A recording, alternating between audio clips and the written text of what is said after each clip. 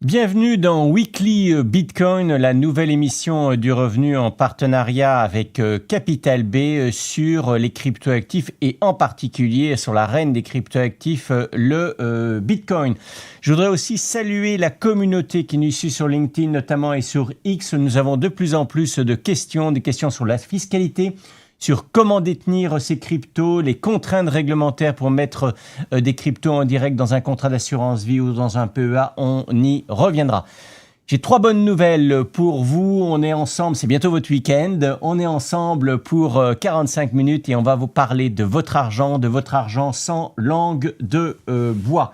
Vous connaissez l'objectif de l'émission, faire de vous des meilleurs bitcoineurs, hommes ou femmes, avec un angle très précis, qui est l'angle qui est propre au revenu, aborder le bitcoin comme un placement. Donc on s'interroge bien sûr, et ça c'est le fil conducteur, sur la durée de l'investissement, sur la fiscalité, sur la sécurité, sur la performance, sur la liquidité. Pour être bien conseillé, il faut bien sûr des experts de tout premier plan et donc j'ai le plaisir d'accueillir comme chaque semaine Alexandre Lézet, donc qui est directeur de la stratégie Bitcoin chez Capital B. Bonjour Alexandre, tu vas bien ? Bonjour Christian, très bien et toi?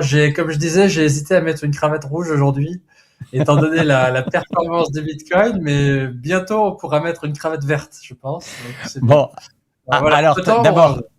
Alors d'abord, tu as gardé de l'humour, alors ça c'est très bien.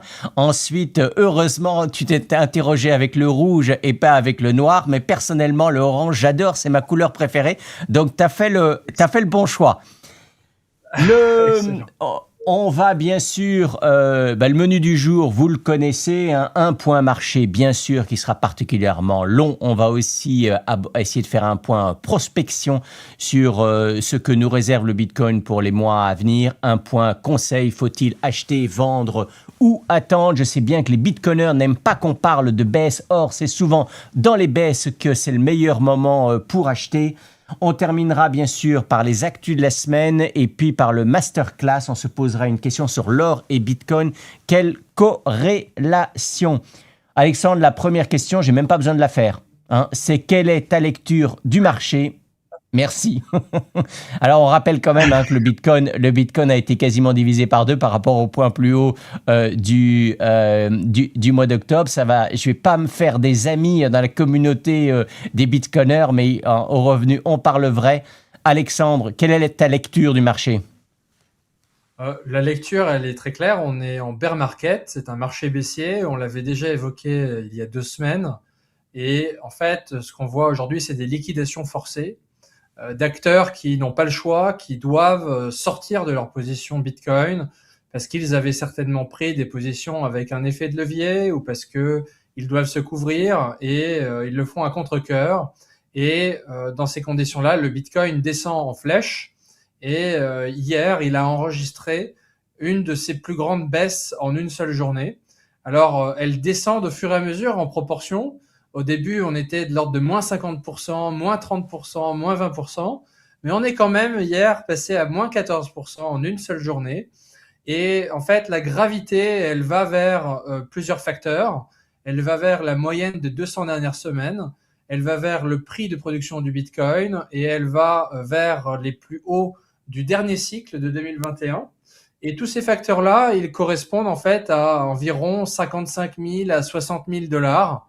Et donc le Bitcoin est descendu brièvement à 60 000 dollars, pile à cette confluence des facteurs que j'évoquais.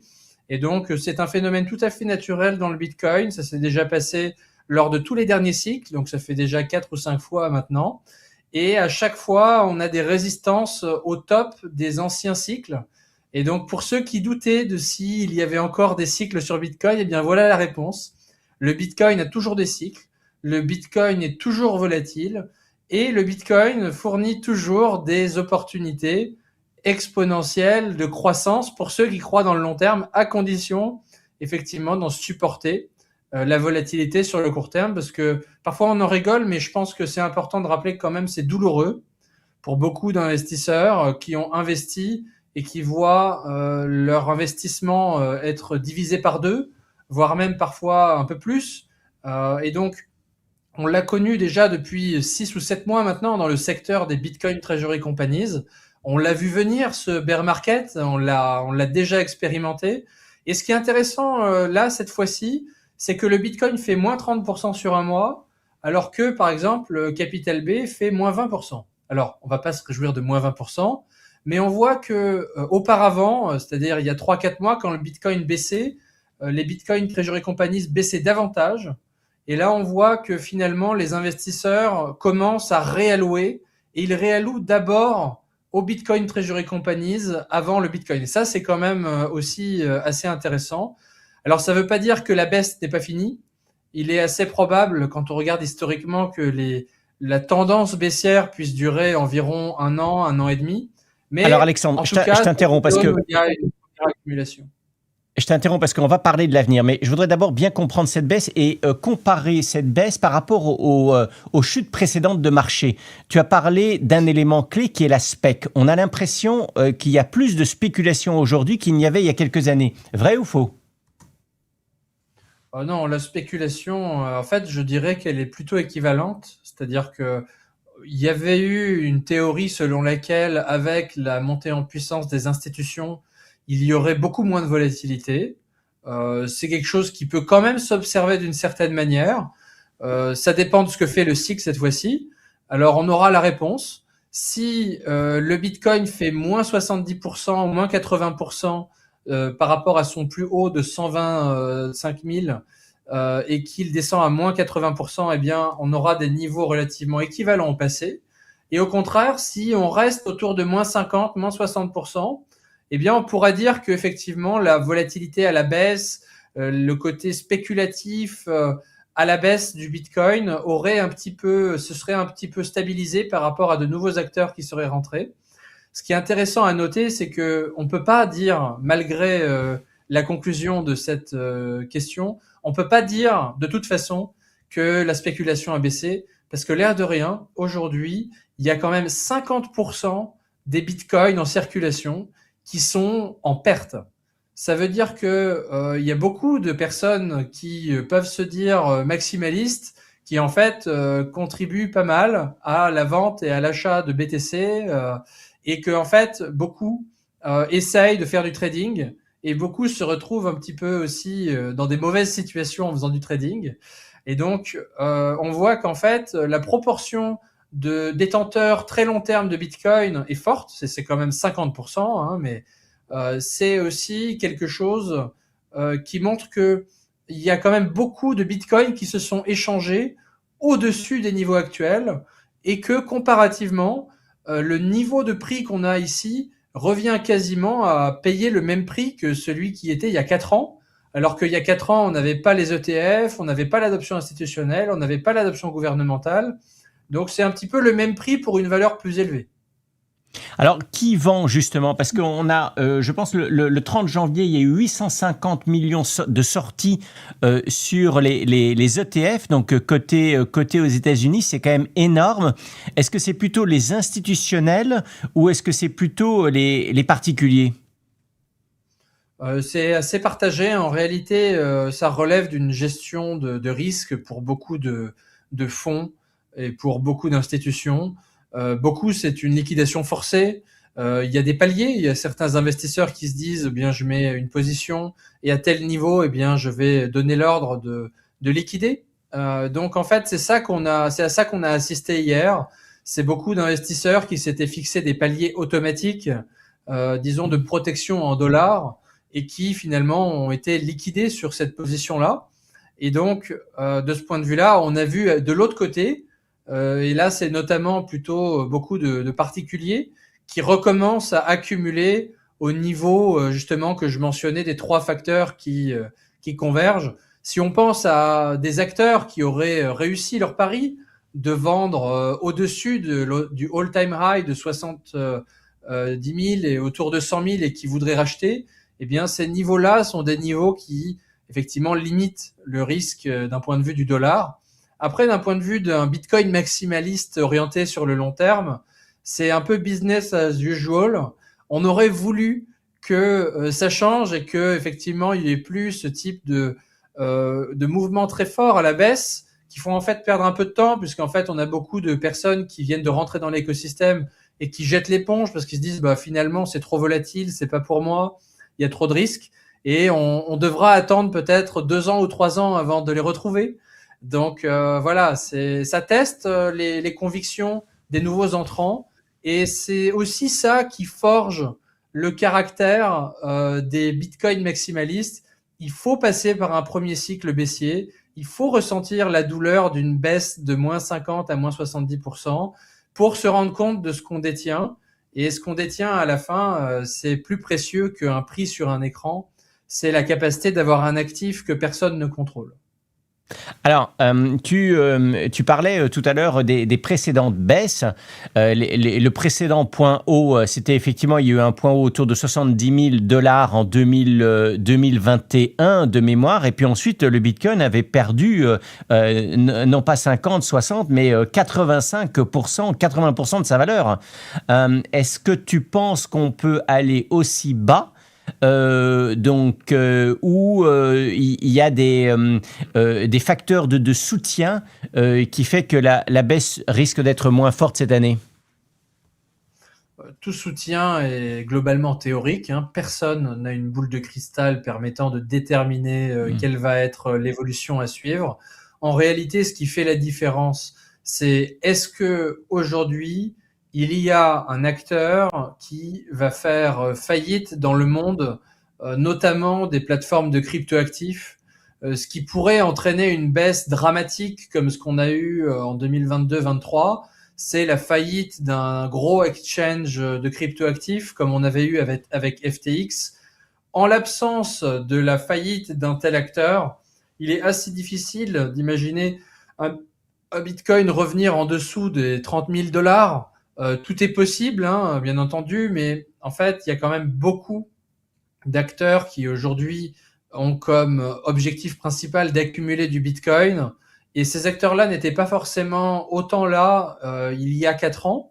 Aujourd'hui, il y en a beaucoup et que ce n'est pas seulement les sociétés cotées comme Stratégie, Metaplanet, Capital B, c'est aussi les fonds d'investissement. Aujourd'hui, il y a eu une prolifération du nombre de fonds d'investissement et d'ETP. On parle de centaines et de centaines de différents fonds et ETP cryptoactifs et Bitcoin, bien entendu, qui se sont développés et qui visent exclusivement à offrir des expositions en Bitcoin. Et dans ce contexte-là, c'est difficile d'imaginer un retour à des niveaux qui seraient significativement en dessous du dernier top du cycle précédent, c'est-à-dire entre 40 et 60 000 $. C'est là où il y a eu énormément de bitcoins qui se sont échangés, certainement 70% des bitcoins. Et donc, c'est très rare de passer en dessous de ces niveaux-là, à moins qu'il y ait un événement cataclysmique type Covid comme on avait eu en 2020. Et même dans ce scénario, un événement cataclysmique entraîne souvent un événement de dévaluation monétaire par la suite qui est très bénéfique pour le Bitcoin aussi. Donc, je recommande à chacun de quand même se rappeler qu'un Bitcoin égale un Bitcoin et que la vraie valeur de proposition du Bitcoin, c'est d'aller vers la capitalisation de l'or et que dans 5 ans ou 10 ans, peu importera d'avoir acheté du Bitcoin à 40 000, 60 000 ou 120 000. Alors, je voudrais revenir sur 2 facteurs de soutien. D'abord, je parle s'autocontrôle, mais il me semble qu'aux États-Unis, les fonds de pension américains ont obtenu l'autorisation réglementaire maintenant de pouvoir investir dans du Bitcoin.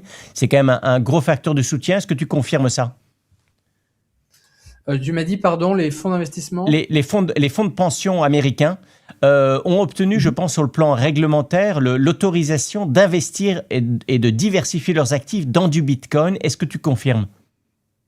Oui, alors en fait, il y avait déjà des fonds de pension qui avaient commencé à allouer au Bitcoin aux États-Unis. Le premier l'avait fait dans les années 2020.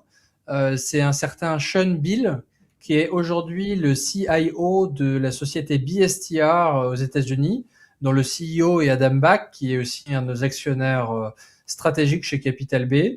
Donc c'était déjà possible avant de certaines manières.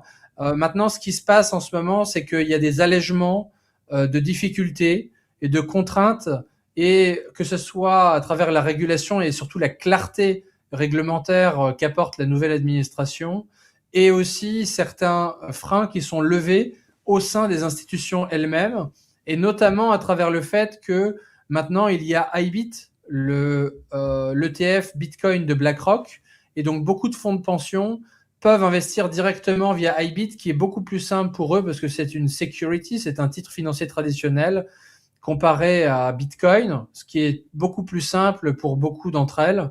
Et après, il y a un autre enjeu, c'est l'enjeu des pourcentages d'allocation. Et ça, peu à peu, on voit qu'on avait commencé autour de 1%, puis 2%, puis 5%. Et on voit que voilà, ces seuils-là commencent et continuent à augmenter. Donc c'est très positif. Et de manière générale, il y a quand même une tendance mondiale aux fonds de pension à augmenter leur exposition non seulement au Bitcoin, mais aussi au Bitcoin Treasury Companies. Ce que l'on peut prédire dans les 2-3 prochaines années, c'est des fonds de pension qui vont commencer à allouer aux produits de crédit des Bitcoin Treasury Companies, comme Stretch, STRC de stratégie, qui offre un rendement aujourd'hui de 11,25%, avec la stabilité relative de son action de préférence STRC, qui a une volatilité de 7%, mais un rendement de environ 11,25%. Alors, c'est vrai qu'il y a de plus en plus donc d'institutionnels qui diversifient dans le Bitcoin. Il y a un autre facteur de soutien du cours que tu as déjà évoqué dans Weekly Bitcoin et que tu aimes bien rappeler. Je pense qu'il faudrait encore le rappeler, c'est que le Bitcoin là s'approche de son coût de production électrique qui tourne autour de 60 000 $. Est-ce que tu peux revenir un peu là-dessus et expliquer de quoi il s'agit exactement? Oui, alors en fait, le Bitcoin est bien entendu sécurisé de différentes manières. La raison principale de la décentralisation du Bitcoin, c'est que, in fine, il est backé par des énergéticiens qui font des partenariats avec des data centers, qui sont en fait des mineurs de Bitcoin, qui utilisent l'énergie réelle du monde réel pour être en compétition, pour avoir le droit de sécuriser les transactions de Bitcoin et approuver les blocs de transactions de Bitcoin toutes les 10 minutes. Et pour ce faire, eh bien, il faut dépenser de l'énergie pour résoudre des puzzles informatiques. Et le premier qui résout ces puzzles informatiques reçoit une récompense en Bitcoin. Or, la profitabilité de ces mineurs de Bitcoin dépend donc de deux choses. Il dépend du prix de l'énergie, il dépend aussi bien entendu de la quantité d'énergie par rapport à ce prix, et il dépend du prix du Bitcoin au moment de la récompense qui leur est attribuée. Et donc, si le prix de l'énergie est à 70 000 $ le Bitcoin en équivalent, alors que le Bitcoin est à 65 000 $, eh bien, ça veut dire que les mineurs n'ont plus d'intérêt économique à continuer à miner. Et donc, qu'est-ce qui se passe dans ce cas-là? Eh bien, ces mineurs qui ne sont plus profitables vont couper les machines, arrêter de miner, et seuls les mineurs qui ont accès à des sources d'énergie plus rentables, par exemple à 50 000, équivalent de dollars en Bitcoin, vont continuer à miner. Et là, il y a quelque chose d'assez magique dans le protocole de Bitcoin qui s'appelle l'ajustement de difficulté, qui va faire que s'il y a moins de mineurs qui sont en train de miner du Bitcoin, alors l'ajustement à la difficulté va rendre que la difficulté soit moins difficile et donc rémunérer davantage les mineurs qui sont plus rentables. Et ce faisant, les mineurs qui sont plus rentables ne vont pas avoir à vendre autant de Bitcoin.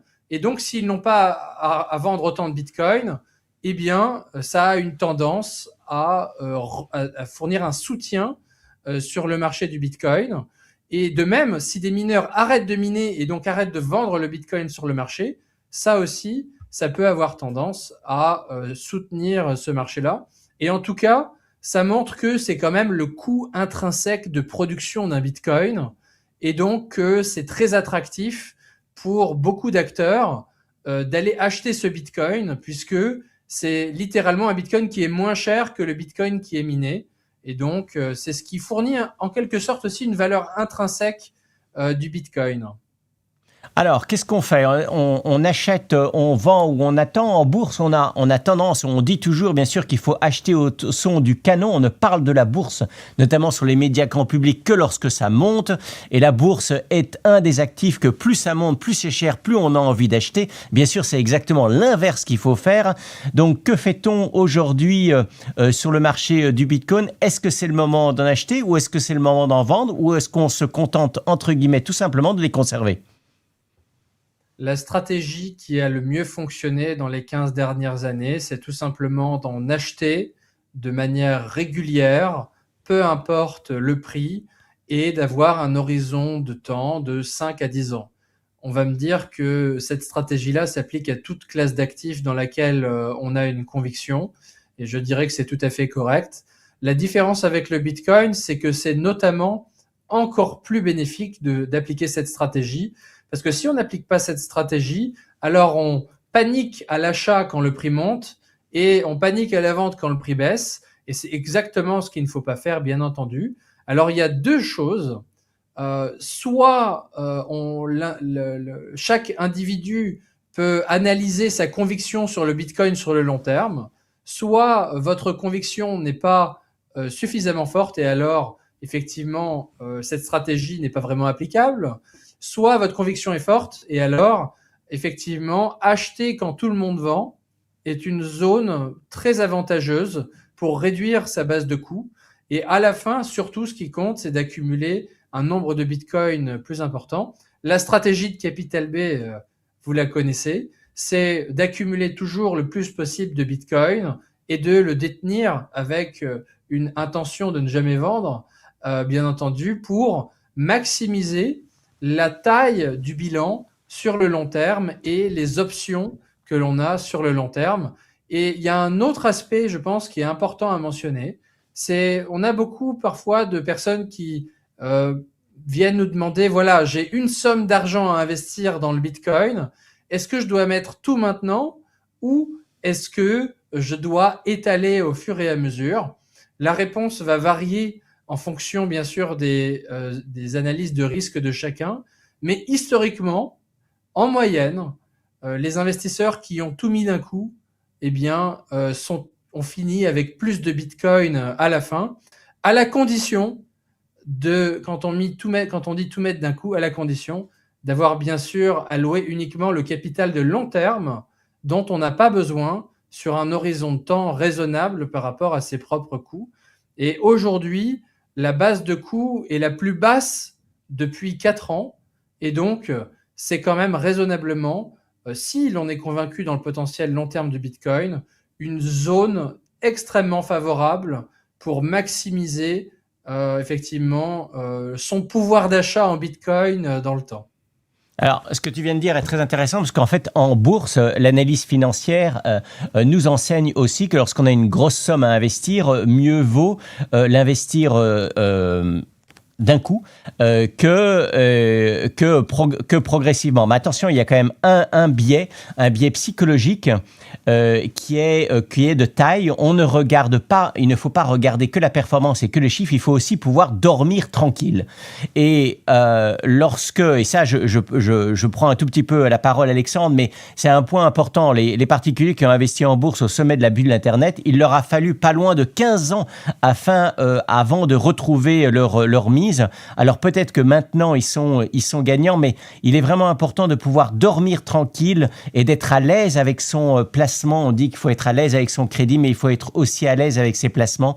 Et c'est vrai que la théorie financière peut nous enseigner certaines choses. Personnellement, au revenu, on aime beaucoup cette stratégie de l'investissement programmé qui a été remise au goût du jour sur les réseaux sociaux et connue sous l'acronyme Dollar Cost Averaging, donc de DCA.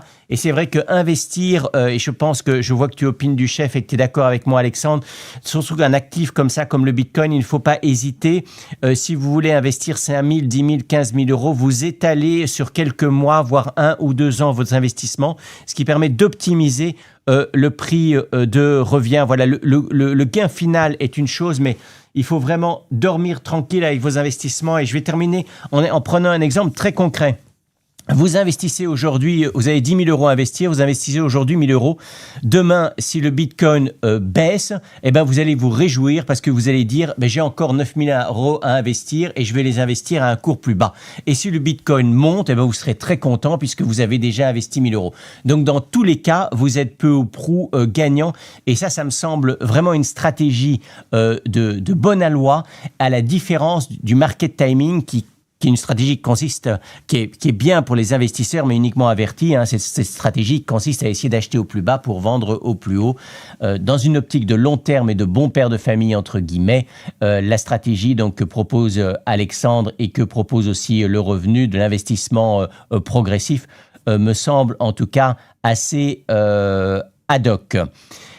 Alexandre, il y a un autre... Il y a quelque chose de très intéressant dans ce que tu dis, et par rapport au Bitcoin spécifiquement, c'est que en fait, les phases de marché relativement baissières du Bitcoin durent plus longtemps que les phases de marché haussières en général. Et donc, ça vient rejoindre d'autant plus le point que tu évoques, de devoir dormir tranquille, c'est-à-dire pour chaque individu de n'investir que ce qui n'est pas nécessaire sur le court moyen terme, et d'avoir une approche patrimoniale de long terme. De la même manière qu'on ne regarde pas quel est le prix de son immobilier toutes les 2 minutes sur son application, le Bitcoin, c'est un peu pareil. Il y a des phénomènes de long cours. On a vu l'or, par exemple, également. C'est une autre matière première, pas digitale, mais réelle. Les cycles peuvent être très longs, mais fournir en fait des rendements qui dépassent de très loin les rendements obtenus sur des classes d'actifs autres. Et en revanche, l'or, on a vu, a mis quasiment 10 ans avant de faire un x3 sur les marchés. Et le Bitcoin, effectivement, a des phases de marché haussier très fortes. Et donc, c'est pour ça que historiquement, une somme entière, il vaut mieux l'investir directement, à condition de dormir tranquille, comme tu le disais, Christian. Mais en même temps aussi, le DCA est l'approche qui a le plus performé depuis le début du Bitcoin, puisque en fait, en moyenne, la base de coût est extrêmement bénéfique, surtout en termes de nombre de Bitcoins accumulés, par rapport au fait de paniquer lorsque les prix augmentent. Alors, on rappellera aussi, parce qu'on parle beaucoup des ETF Bitcoin, on rappellera aussi qu'ils sont cotés aux États-Unis et qui ne peuvent pas être achetés par des investisseurs qui vivent en France. En fait, il faut avoir un compte aux États-Unis. Donc, c'est quand même très complexe. Et pour l'instant, la législation en France interdit de constituer des ETF sur la base d'un seul actif unique. Alors oui, il existe, bien sûr, vous pouvez investir en direct, vous pouvez investir dans des produits intermédiaires, vous pouvez investir dans des actions cotées en bourse, comme les actions, par exemple, de Capital B et donc des Bitcoin Treasury Company. Je voudrais qu'on passe un tout petit peu sur l'autre grosse actualité de la semaine, c'est Strategy, l'américaine, donc la Bitcoin Treasury Company américaine qui a annoncé ses résultats hier pour le Q4. Quelles sont les leçons qu'on peut en tirer, Alexandre ? Oui, alors c'est un événement qui est maintenant devenu tout à fait célébré au sein de la communauté Bitcoin. C'est quand même 300 000 personnes qui se sont jointes à cet appel pour les résultats de Strategy. Strategy, en plus, invite des analystes financiers pour commenter les résultats. Et Alexandre, pour qu'on comprenne bien, ça veut dire qu'il y avait une visio organisée, c'est ça ? Il y a 300 000 personnes qui sont connectées ? Voilà, exactement. Donc, Capital B, nous l'avons fait également d'ailleurs, chaque résultat annoncé, et on a eu entre 40 000 et 100 000 vues sur ces types d'événements. Pas que des vues, mais finalement un engagement direct avec nos actionnaires, et ce qui est très important. Et Strategy, c'est 300 000 vues hier, et donc c'est tout à fait important, hein. Ça n'a absolument rien à voir avec ce qui existait dans le passé. C'est vraiment des relations investisseurs digital à cette nouvelle ère finalement des réseaux sociaux et de liens directs avec les actionnaires, avec même des actionnaires qui viennent poser des questions en direct à la suite de la présentation. Et donc Strategy a déroulé ses résultats du dernier trimestre 2025, pardon. Et une des questions qui est revenue, c'était notamment le sujet des transactions qu'a réalisé Strategy, qui, pour la première fois, certaines d'entre elles avaient réaliser un BTC Yield négatif, c'est-à-dire une baisse légère du nombre de bitcoins par action, alors que la stratégie long terme de la société est précisément d'augmenter le nombre de bitcoins par action. Et donc, stratégie a renouvelé les explications sur ce sujet-là et a bien mentionné que l'objectif était principalement de constituer cette réserve en dollars dont on avait déjà parlé, de l'ordre de 2 milliards de dollars pour rassurer les investisseurs qui investissent dans les produits de crédit de stratégie. Et on voit bien que dans ce bear market, il est tout à fait important pour les sociétés d'avoir une réserve opérationnelle, bien entendu. Et c'est ce que nous avions fait également, mais en le prévoyant aussi à l'avance et sans générer de Bitcoin yield négatif, en septembre, octobre également, chez Capital B. Et donc ça, c'est un point qui est important puisque finalement, pour Stratégie, ces transactions, c'était un peu un pas en arrière pour faire 2 pas en avant. C'était de montrer que ce qui compte, c'est quand même la création de valeur sur le long terme et que oui, il peut y avoir des transactions qui fassent un choix qui permet de bénéficier de manière générale aux créditeurs de la société et à la société en elle-même et qu'au final, ça permet à la société de lever aussi plus de capital sur le long terme et d'être préparé pour un bear market.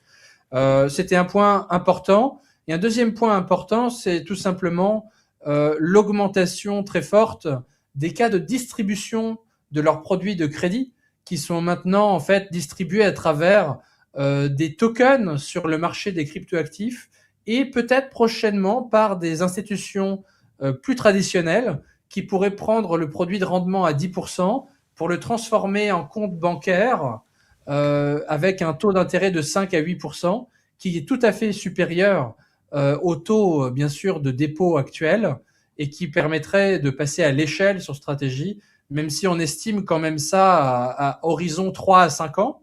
Mais c'est une raison pour laquelle beaucoup d'investisseurs estiment qu'il y a vraiment un potentiel de très long terme sur stratégie et ses pairs, bien entendu. Deux autres actus pour terminer cette phase. Le Bhoutan qui vend ses bitcoins en pleine baisse de marché. Kessako, 2 mots d'explication, Alexandre? Oui, alors il faut un peu nuancer puisque en fait le Bhoutan c'est un des États pionniers en Bitcoin. Déjà ils ont du Bitcoin à vendre, donc voilà. Déjà c'est une différence notable par rapport aux États qui n'en ont pas et qui du coup n'ont pas l'option d'en vendre. Donc voilà. Et ensuite, en fait, le Bhoutan, c'est avec le Salvador les 2 États qui ont une stratégie très forte sur le Bitcoin, de minage de Bitcoin, et qui ont le PIB, le Bitcoin par PIB habitant, disons Bitcoin par habitant, le plus élevé L'encours de au bitcoin monde. par habitant. Voilà. Donc, c'est tout à fait notable quand même pour un État T'as des, d'avoir T'as des chiffres là-dessus, d'avoir Alexandre? Je t'interromps. Et puis comme tu es à distance, tu es à Abu Dhabi, parfois il y a un décalage entre le son et l'image, mais je t'interromps. Tu as quelques chiffres quand même de l'encours de Bitcoin, de l'encours moyen de Bitcoin par habitant au Bhoutan ou au Salvador? C'est intéressant. Alors, donc, on sait que le Bitcoin détient environ 10 000 Bitcoins et a une population de 700 000 habitants. Donc, j'ai fait une recherche très rapide, hein, mais ce serait à peu près 0,01 Bitcoin par habitant. Et donc, ça donnerait, donc si un Bitcoin, pour simplifier, était 100 000 dollars, ça ferait donc 1000 dollars à peu près de Bitcoin par habitant. Ce qui n'est pas rien, tout de même. On souhaiterait ça à la France. Hein. Et surtout dans un pays où surtout dans un pays où le PIB par habitant n'a rien à voir avec le PIB de la France, ouais. Exactement. Donc, c'est tout à fait positif pour le Bhoutan, puisque il faut savoir que, en fait, la majorité de ce Bitcoin, ils l'ont accumulé à travers les excédents d'énergie de leur centrale d'énergie. Donc, ça veut dire qu'ils l'ont eu de manière quasi gratuite. Et ça pourrait inspirer un petit peu certains gouvernements en Europe qui ont des problématiques de sous-utilisation de leurs centrales nucléaires. Je ne pointe On du voit pas doigt aucun lequel. État. Et qui permettrait à la France d'avoir une réserve de Bitcoin. Donc voilà. Et le Bhoutan, en fait, a annoncé récemment qu'il allait créer une nouvelle ville pour des nouvelles technologies en utilisant certainement une partie de sa réserve de Bitcoin. Et donc, il est possible que, voyant le prix du Bitcoin, ils aient préféré sécuriser le montant dont ils avaient besoin pour cette ville. C'est un petit peu une spéculation, mais en tout cas, c'est les éléments qu'on peut imaginer par rapport à ce qui est public. Alors, dernier élément, dernière actu pour cette semaine, c'est Tether qui réduit ses ambitions de levée de fonds. Alors, Tether est assez méconnue du grand public, alors qu'en fait, elle est devenue centrale dans l'écosystème des crypto-monnaies. Est-ce que tu peux prendre un tout petit peu de hauteur et nous préciser un tout petit peu cette actu, Alexandre?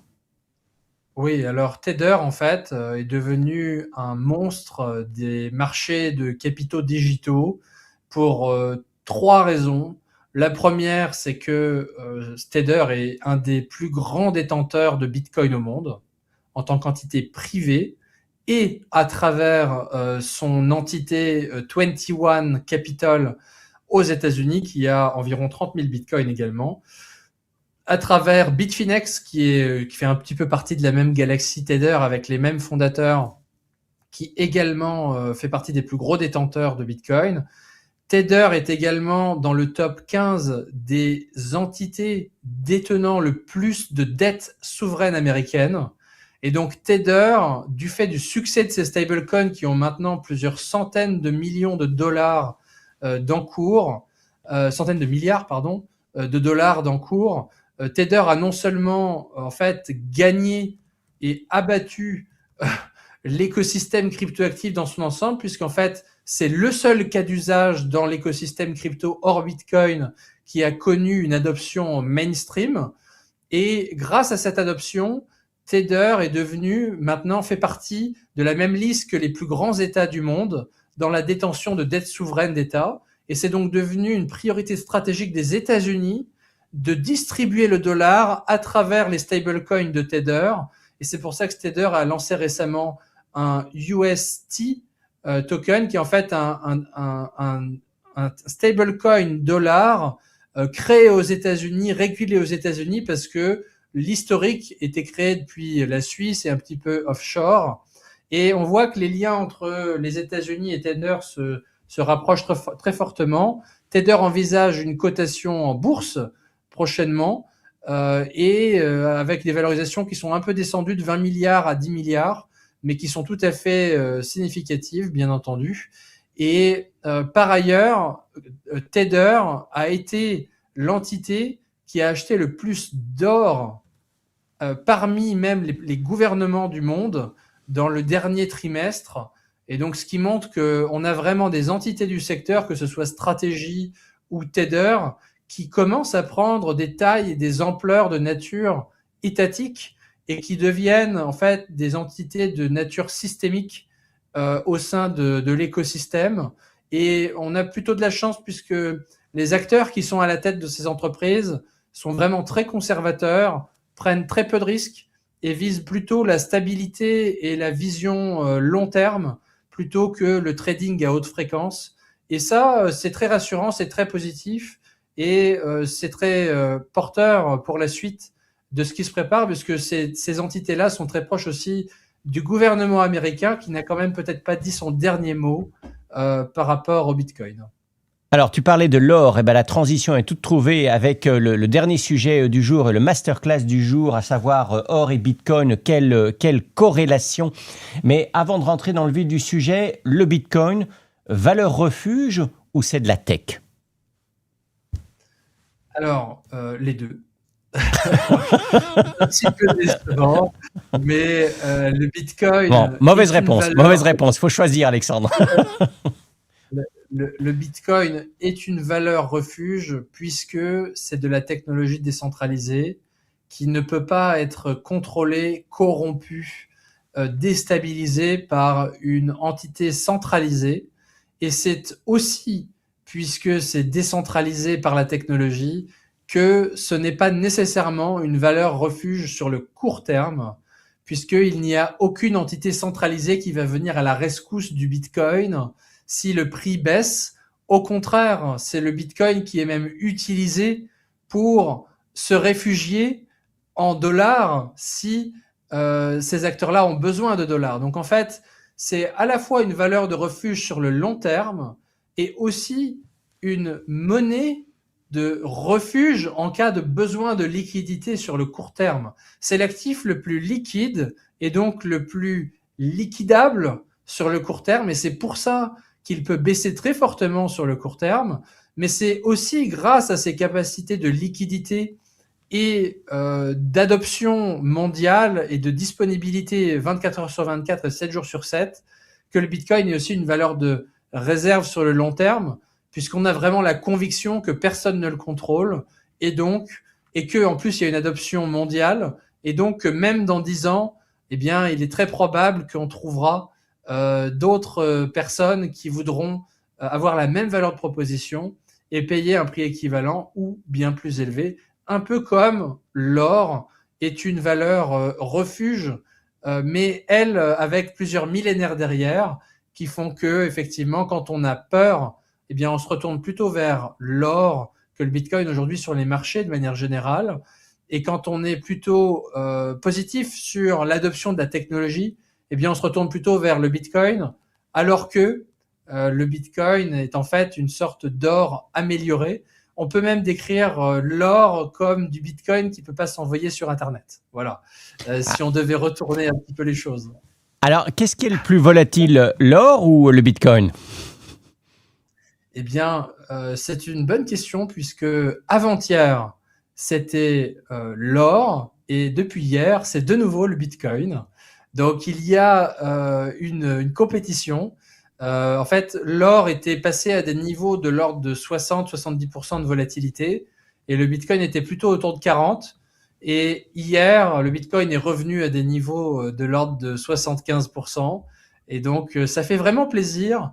Et c'est vraiment une opportunité extraordinaire, en fait, d'avoir le temps de voir ces cycles d'adoption du Bitcoin, de les voir avec l'information dont on dispose aujourd'hui, et d'avoir le temps de pouvoir en accumuler. Il y a un scénario que j'aime bien rappeler quand même, c'est que on a toujours envie que le prix du Bitcoin augmente sans cesse et que l'investissement se fructifie.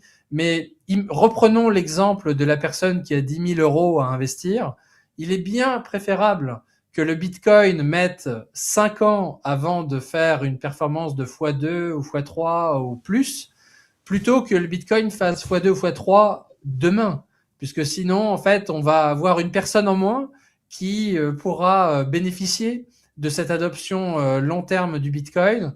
Et donc, ça laisse quand même aussi le temps à tout un chacun, avec l'information dont on dispose, de s'exposer et de prendre les mesures nécessaires pour ajouter à son exposition au fur et à mesure, et en prévision quand même d'un événement qui peut être assez brutal. C'est l'événement qui s'est passé en Argentine, au Liban, plus récemment en Iran, où on a une devise qui explose complètement, et que du jour au lendemain, eh bien, le Bitcoin fait plus de 2000% dans la devise en question. Et effectivement, là, on préfère être du côté du Bitcoin que de la devise. Alors, pourquoi ne pas, ça c'est quand même un petit peu des scénarios quand même catastrophes, j'espère qu'on n'ira jamais jusque-là, mais pourquoi ne pas essayer de faire le meilleur des deux mondes en investissant dans de l'or ou des matières premières tokenisées? D'abord, est-ce que tu peux rappeler de quoi il s'agit et puis nous donner ton opinion? Tu as 2 minutes. Alors, de la même manière que effectivement le Bitcoin peut être disponible 24 heures sur 24 et 7 jours sur 7, de manière native, c'est-à-dire que c'est sa nature propre d'être disponible de cette manière, eh bien, les acteurs technologiques ont trouvé une manière d'avoir une même disponibilité 24 heures sur 24 et 7 jours sur 7 de l'or et de certaines autres matières premières à travers un token qui est une sorte de stablecoin. De la même manière qu'on a un stablecoin pour le dollar, eh bien, on peut avoir un stablecoin sur l'or. Alors, ce n'est pas propre à l'or, bien entendu, de pouvoir transacter sur Internet, mais Tether, par exemple, et d'autres acteurs fournissent aujourd'hui une capacité de s'exposer à ces actifs de manière digitale. Maintenant, il y a quand même une différence fondamentale, c'est que quand on détient un lingot d'or, on le détient vraiment, et que quand on détient un token d'un lingot d'or, eh bien, on fait confiance au lingot d'or pour qu'il n'y en ait pas trop de lingots d'or ensuite qui soient créés, contrairement au Bitcoin qui est une rareté absolue. On fait ensuite confiance à l'entreprise qui sécurise, qui est en charge d'acheter ce lingot d'or et de le mettre dans un coffre-fort physique et de s'assurer que le nombre de tokens est exactement exact au nombre de lingots d'or. Et on peut imaginer que Tether le fait très bien. Maintenant, voilà, on ajoute des risques de contrepartie et de la centralisation et des risques d'auditabilité, on va dire, sur des processus qui ne sont pas complètement transparents. Là où, avec le Bitcoin, eh bien, la digitalisation est par nature, donc on n'a pas eu besoin de la construire de toutes pièces, et donc on élimine une zone de risque. Après, il y a toujours des risques, hein. Il y a aussi une conservation des clés du Bitcoin, et il y a aussi des intermédiaires à travers le Bitcoin, à travers les ETF et les entreprises qui en détiennent. Donc voilà, il n'y a pas de zéro risque, et à chaque investisseur d'établir l'allocation qu'il souhaite. De notre côté, c'est tout sur Bitcoin. Alors, écoute, Alexandre, merci beaucoup. Je terminerai en rappelant donc que Capital B est coté sur Euronext Paris, et donc c'est une façon, effectivement, en achetant des actions éligibles au PEA et au PEA PME, il me semble aussi, c'est ça? PEA et PEA PME, Alexandre? Tout à fait, les deux. Alors, Voilà. je rappelle quand même que ce n'est pas une exposition directe au Bitcoin, hein, c'est important à rappeler. Il y a des risques additionnels comparés au Bitcoin, puisque effectivement, il s'agit d'une société holding opérationnelle traditionnelle sur les marchés cotés. Alors, notre rôle est de faire le maximum tous les jours pour augmenter notre stock de Bitcoin, notre trésor de guerre de Bitcoin, et augmenter ce nombre de Bitcoin par action, et au final même surperformer le Bitcoin. En revanche, effectivement, eh bien, il y a plus de risques qu'avec du Bitcoin tout court, mais pour 90% des investisseurs, ça peut aussi être une forme moins risquée d'avoir une forme d'exposition en Bitcoin, puisqu'il n'y a pas besoin de détenir des clés privées. On peut détenir une action, et sur certains aspects, eh bien, ça peut être une forme de sécurisation pour beaucoup d'investisseurs aussi, et surtout une forme de simplicité qui n'est pas négligeable également. En plus du potentiel de surperformance, puisque notre rôle est de maximiser ce nombre de bitcoins par action au fil du temps. Merci Alexandre pour ces précisions. Quant à moi, je vous présente donc le numéro du revenu qui est en vente en kiosque. Voilà, si vous investissez, d'abord pour reprendre le contrôle de votre argent, c'est vrai que les Français, à juste titre d'ailleurs, se plaignent de leur pouvoir d'achat. Ça sera l'un des grands thèmes de l'élection présidentielle de l'année prochaine. Et ben, pour gagner en pouvoir d'achat, mieux placer son argent, mieux gérer ses finances personnelles, c'est un nouveau filon. Voici le bon magazine pour, je dirais, creuser ce filon, à la fois spécialisé dans les actifs classiques et les actifs numériques. Vous le trouverez en vente dans tous les bons kiosques à journaux. J'ai plus qu'à vous dire au revoir, vous remercier pour votre fidélité. Vous êtes de plus en plus nombreux à nous suivre sur les réseaux sociaux, et on en est très contents, et à vous donner rendez-vous la semaine prochaine. Au revoir Alexandre, au revoir à tous.